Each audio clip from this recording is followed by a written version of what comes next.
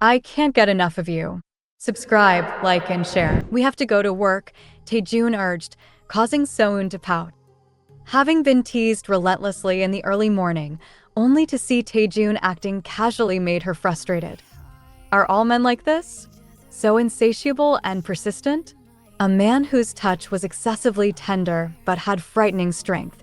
She knew he cared for her deeply, but he was demanding to the point of being overwhelming. She loved him, but that love was mixed with a good amount of irritation. So-eun pouted. After breakfast, So-eun prepared for work. She had packed a lot, anticipating spending 2 days and nights with Tae-joon, but now she had to return home.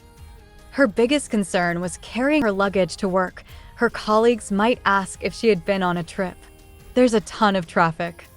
I don't wake up for work at this hour. Don't you have to go straight to the airport? Director, I think it would be better for me to go along. I know my way from here. I could just take a bus. Do you want to take a bus because you feel uncomfortable arriving together with me? I can't let you take the bus with all this luggage. Tae-joon frowned slightly, looking displeased. I need to drop you off. That's why I brought you here. I know you're busy.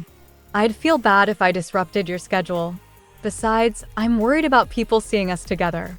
After listing a few reasons, Tae-joon checked the time and modified his proposal. All right, then I'll take you home. You can drop off your bag and head to work from there. His expression showed reluctance, but So-eun nodded, thinking this was the best solution. The drive to her house took some time due to traffic. I'm sorry we can't spend the weekend together. Tae-joon apologized. Please don't apologize, Director. So-eun smiled warmly at him. Don't act so sad about it. There's no need for you to go out of your way for me. I can't add to your wealth, wisdom, or even help with your business. I don't have anything to give you. Just me, she almost said, but changed her words. Just this time. No giving, no receiving. That's why I like it. A relationship that doesn't look to the future, one that lives entirely in the present.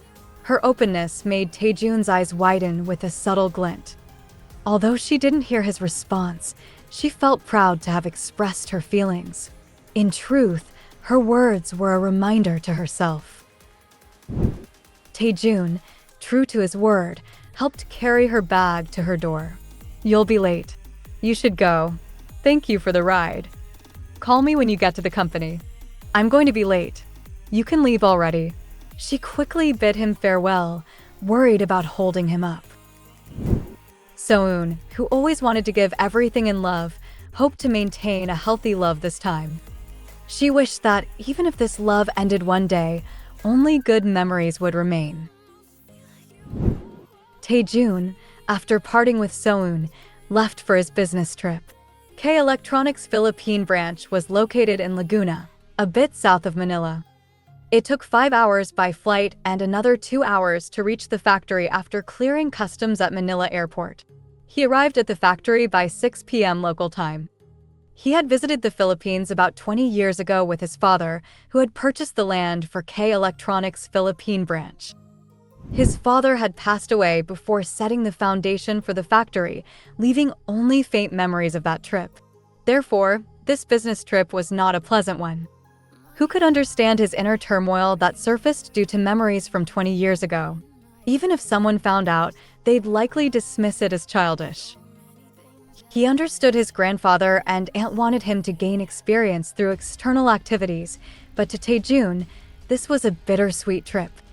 Moreover, Tae-joon's task was to investigate the traffic accident involving local employees.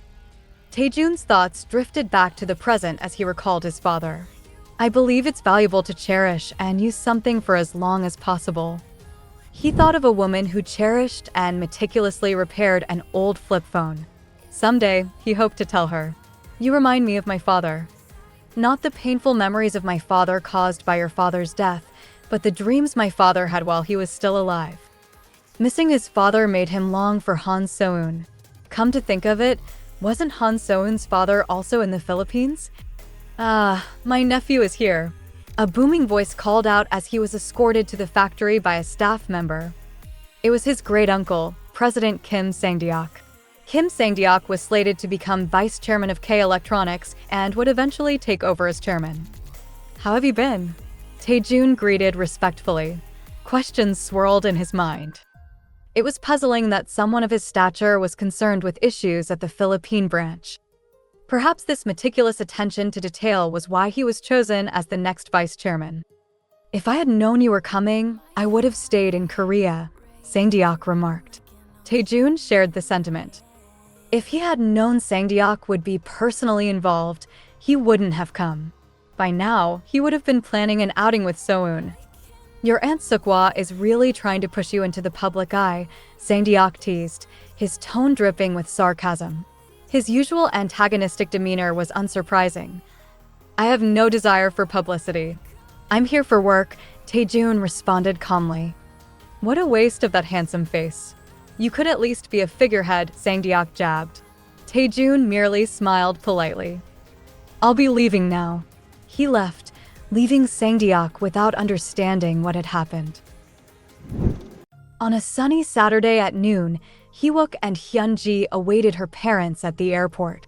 Dressed in a newly tailored suit, Hee-wook was visibly tense, clearing his throat repeatedly. Hyun-ji found his unusual nervousness amusing. After about 10 minutes, the arrival gate opened and a warm-looking middle-aged couple appeared. "Mom, Dad," Hyun-ji called out loudly, waving her hands. Her father, spotting her, broke into a broad smile and raised his arms in greeting. "My daughter." "Mom, I missed you. If you missed us, you should have called more often," her mother chided gently. Both parents bore a striking resemblance to Hyun-ji, exuding an air of sophistication. Despite his nerves, Hee-wook felt reassured by the perfect family image, confident that this family would enhance his own standing. When Hyun-ji's father finally turned to Hee-wook, Hee-wook greeted him enthusiastically. "Hello, father-in-law, mother-in-law. I'm young Hee-wook. Nice to meet you." "I'm Hyun-ji's father," her father replied with a hearty laugh. "Hyun-ji has spoken so highly of you, saying you're very handsome. And I hear you're quite accomplished as well?" "That's thanks to Hyun-ji's kind words," Hee-wook responded modestly. With her father's warm reception, Hee-wook's tension eased a little. "Father, I've arranged for lunch at a Korean restaurant nearby. Is that okay?" "Sounds perfect. I've missed Korean food. Are we meeting your parents there?" "Yes, let's head there now." "I'll drive." Hee-wook confidently led the way. Kim Mal-hee, who arrived at the restaurant early, greeted Hyun-ji's parents with her husband, Yang Kyu-chil. Hyun-ji's parents were as expressive and energetic as Hyun-ji herself, creating a pleasant dining atmosphere. Everything was perfect, except for Mal-hee's constant smiling, which made her lips cramp. Towards the end of the meal, Hyun-ji's father looked at Hyun-ji and Hee-wook with affectionate eyes and smiled contentedly. "What a beautiful couple. Your daughter is a blessing." Having a fairy like Hyun-ji beside him naturally makes Hee-wook a fine man. Haha, of course. Hyun-ji's father laughed heartily at Kyu-chil's witty response and broached the topic of housing. "Well then, I'd like to discuss the matter of the kids' house. To put it bluntly, I don't want my daughter to suffer. As you might know, she's the only child we have." Mal-hee swallowed hard, her heart pounding. "Because of that, I wanted to ask you first. How much are you thinking of spending on their house? I don't want my daughter to struggle." There it is, just as expected. I'm glad we discussed it in advance. After much discussion, Mal-hee and Kyu-chil had decided on a budget of 500 million won. They planned to use their savings, cash in their insurance, take out a loan against their current house, and have Hee-wook's severance pay disbursed early to gather the maximum amount possible. However, as soon as Hyun-ji's father brought up the topic, a spark of ambition flashed in Mal-hee's mind. 500 million. Before Hee-wook's father could finish speaking, Kim Mal-hee spoke first. 2 billion KRW if she sold their current house and moved into a rental, and if she asked her daughter Hee-jin for support, it might be possible. I think we can accommodate that. 2 billion KRW. He couldn't help but scream. It might not be a top-tier apartment, but it will ensure they live comfortably in a good area of Seoul. Where would mom get that kind of money? Hyuk's eyes widened in surprise. And what about me? Unless she won the lottery, such a sum was beyond their means. Hyuchil was equally taken aback. Hyuk's confusion was quickly clarified by Hyunji's father's response. Then let's do this. We'll match your 2 billion won, making it a total of 4 billion won. This should allow them to find a nice home in a good area of Seoul. See? Kim Malhee boasted. Hyuk's eyes sparkled at his future father-in-law's generous offer. While the prospect was exciting, his mother's promise remained worrisome. Starting life in a nice house is great, but can mom really come up with that money? We were left penniless due to her hospital bills. I can't believe they decided to give 2 billion KRW as if it was nothing. Hyuk thought as she looked at Hyunji. Her family is more wealthy than I thought. We'll start with a nice house. That's great, but is that really going to be it? After a long weekend, Monday arrived. At work, So-eun confirmed that Tae-joon had returned in the afternoon. In the midst of her work, Tae-joon contacted her at her desk. Mobile services team, Han So-eun speaking. It's me, Kim Tae-joon. The relaxed and calm voice startled So-eun, making her tense up. Didn't you miss me? So-eun couldn't respond immediately. It's not that. Bo-bae, who sat next to her, noticed So-eun's reaction and glanced over. What should I do? What should I say? How can I say that now? You've called me on the internal line, and I can't just escape to another place. Oh, you're talking with the director. My colleague sitting next to me knows it's you on the phone. While pondering how to respond without revealing too much, she heard him chuckle. Ahem. Starting today, the TF team will start its activities. Please come to the office with your team members after work. Huh? Oh, okay. Understood. All right, in that case. He quickly switched to business mode after teasing her. A man with a quick switch indeed. After the call ended, Bo-bae asked her, was that the director? Mr. Kim Tae-joon? Yeah. He said to come up after work. The TF team starts today. Wow, it's really starting today. Bo-bae's excited voice made So-eun's heart skip a beat. Yes, let's do our best. She was relieved that Bo-bae didn't notice anything unusual. After regular work hours, So-eun led manager Jang Eun-pyo and staff Park Bo-bae to the 7th floor. How was your weekend? Tae-joon greeted them. Yes, director. Bo-bae greeted him first. So-eun and Eun-pyo followed suit with slightly awkward greetings. Though the greeting was for everyone, So-eun felt his gaze lingering on her. Despite the exhausting weekend trip, his eyes were sharp and focused, causing So-eun's heart to race. Please have a seat. Let's get started. Tae-joon gestured for them to sit and placed some documents before them. As soon as they were seated, he began the briefing. A couple of weeks ago, I asked Chief Han So-eun to verify the company's component replacement list. Thanks to her thorough work, we were able to review past records in detail. Now, we can proceed to the next step. Looking through the documents, So-eun's eyes widened. The materials were more comprehensive than she had expected. Considering his busy schedule and trips, she wondered when he had the time to prepare all this. Surprised, she sat up straight and focused on the documents while listening to Tae-joon's explanation.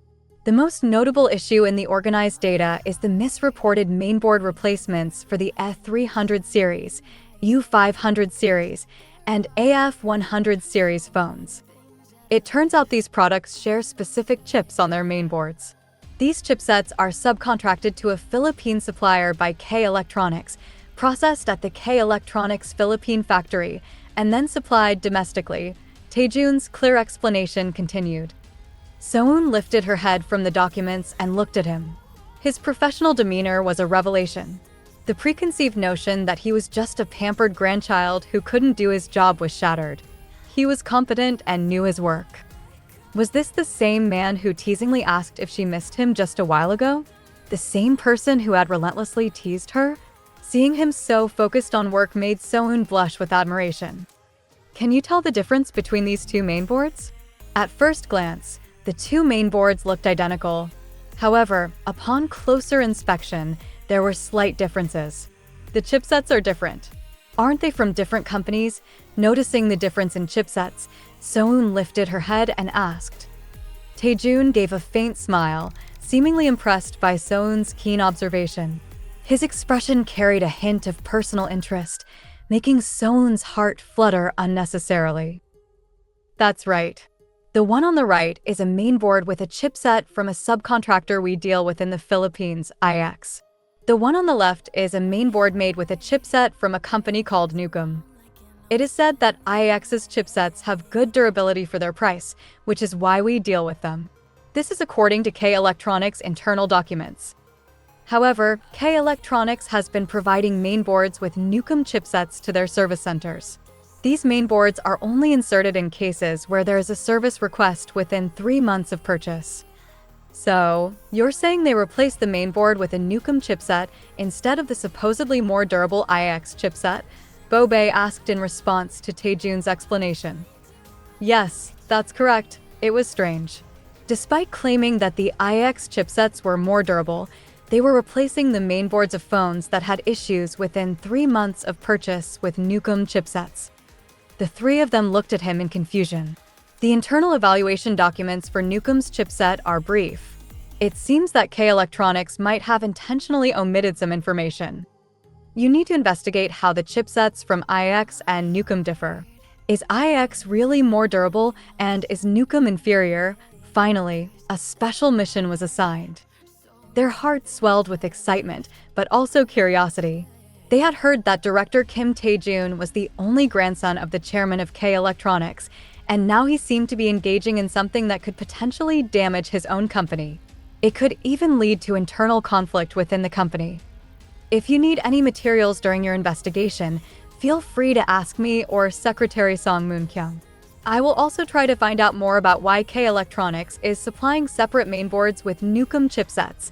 Tae-joon concluded the briefing after giving instructions and outlining his own tasks.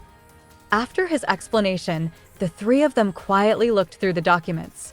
After a while, Assistant Manager Jang Eun-pyo raised his hand and asked a question.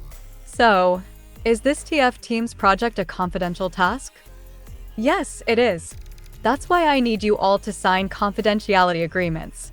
In that case, can I ask why you're preparing such a project, Director? His voice carried weight on the title, Director.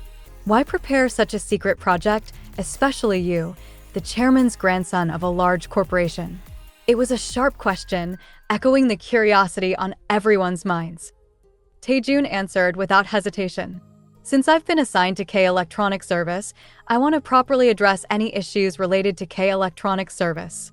If we're on the wrong path, we need to accurately identify and correct it to ensure proper growth, don't we? It was a textbook perfect answer, revealing no ambition or ulterior motives. Even if he was hiding some other ambition, they had no choice but to believe in his charisma. Unconsciously, the three of them nodded in agreement. So-eun entered Tae-joon's office after knocking. Director, I've brought the confidentiality agreements. She had obtained the signatures from the TF team members for the confidentiality agreements. Tae-joon checked over So-eun's shoulder and then stood up to close the door. As soon as the door clicked shut, Tae-joon pulled So-eun into a hug. So-eun's entire body tensed up from the sudden embrace, but Tae-joon relaxed his shoulders and leaned into her as if finally finding a moment to rest. With a sigh, Tae-joon's breath was released over So-eun's shoulder. Was the business trip tough? So-eun suddenly felt like she wanted to soothe his broad back. As she cautiously raised her arm to touch his back, she heard his voice close to her cheek. Didn't you miss me at all? Of course I missed you, but you didn't contact me first. Tae-joon complained at So-eun's response. The voice that had been so precise and cold during the TF team's briefing was now gentle and soft. So-eun had thought it was natural not to contact him. Even if she missed him and wanted to hear his voice, she thought she had to hold back. He was working. She couldn't bother someone who had gone on a business trip just because she missed him. It was a patience she had developed while dating a lawyer. Well, but you didn't contact me either, Director. I did, though. Tae-joon had sent her a message on Sunday morning at 7 a.m. asking if she was awake. So-eun, who had slept in for the first time in a while, only found the message after 10 a.m. She had sent a short reply, but there was no response from Tae-joon.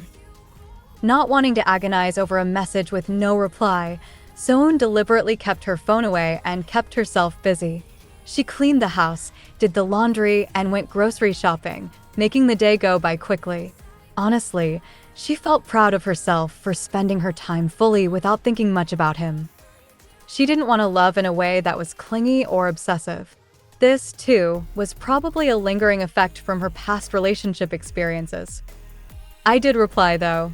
She mumbled, feeling somewhat wronged, trying to make an excuse, but his sweet breath slipped between her lips. His actions were swift, as if his body found it easier to communicate than words. The few words that had floated in her mind quickly faded. He gently captured her flailing arms and pulled them into his embrace. Her struggling turned into a mere trembling within his arms. His eyes narrowed as he sighed with brief pleasure. The charismatic presence he had shown during the TF team meeting, which made everyone tense, now melted into a seductive breath, voice, gaze, and gesture that loosened her tension. "So, should we go to my place today?" he asked seductively, taking advantage of her blurred judgment. So-eun almost agreed, mesmerized by his parted lips. He was a cunning man, trying to get his way by dazzling her. She shook her head desperately. "Wait. No, that's not possible. But I need you."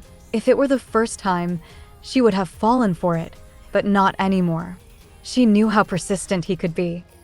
In fact, after spending the night at Tae-joon's place and then going to work last Friday, So-eun had a grueling day. Her whole body ached, and she was sleepy from lack of rest. Feeling sorry to Tae-joon, she spent the entire day waiting for the end of work to go home and get a good sleep. Kim Tae-joon was not yet someone she felt completely comfortable with. Hiding the truth, she asked another question.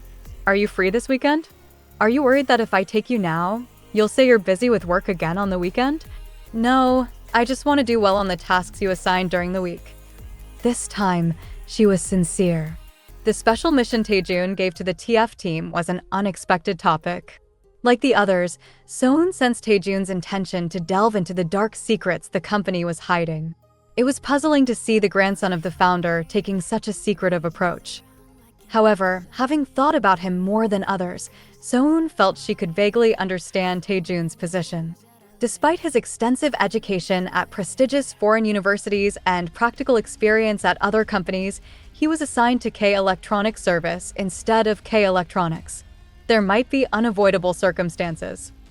Being different from birth, he could never escape the harsh scrutiny wherever he went or whatever he did. It might be difficult for him to assert his claims after listening to his briefing and reading through the documents.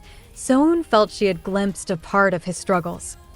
She was grateful that he entrusted her with this secret task and allowed her to form a team. She sincerely wanted to do well and be of help to him. "I can be of help, can't I? You can be plenty helpful in other ways too." "All right, I'll try to endure." Despite his sincere courtship, she wasn't swayed.